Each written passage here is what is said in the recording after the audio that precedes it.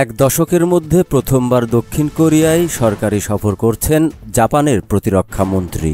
৮ই September সোমবার সিউলে দক্ষিণ Korea ও জাপানের প্রতিরক্ষা মন্ত্রীরা বৈঠক করবেন। বার্তা সংস্থা রয়টার্স জানিয়েছে, সিউলের প্রতিরক্ষা মন্ত্রণালয় বিষয়টি নিশ্চিত করেছে। এ অঞ্চলে বাড়তে থাকা ভূরাজনৈতিক উত্তেজনার প্রেক্ষাপটে বৈঠকটি অনুষ্ঠিত হচ্ছে। এছাড়া উত্তর কোরিয়ার নেতার উপস্থিতিতে গত সপ্তাহে চীনের বিশাল সামরিক কুচকাওয়াজে শক্তি প্রদর্শনের পর দুই দেশের মধ্যে উদ্বেগ বেড়েছে। সোমবার বিকেলে জাপানের জেন নাতাকানি দক্ষিণ কোরিয়ার প্রতিরক্ষা মন্ত্রী আহন গিউ ব্যাকের সঙ্গে বৈঠক করবেন। 2 দিনের সফরে নাতাকানি সিউলের জাতীয় সমাধিক্ষেত্র এবং কোরিয়ার নৌবাহিনীর নৌবহর পরিদর্শন করবেন।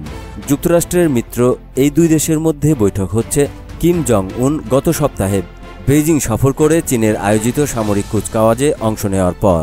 এই কুচকাওয়াজ দ্বিতীয় বিশ্বযুদ্ধের অবসান স্মরণে অনুষ্ঠিত হয়েছিল। সেই কুচকাওয়াজে কিম ও রাশিয়ার প্রেসিডেন্ট ভ্লাদিমির পুতিন চীনের প্রেসিডেন্ট শি জিনপিংয়ের পাশে অবস্থান করেন।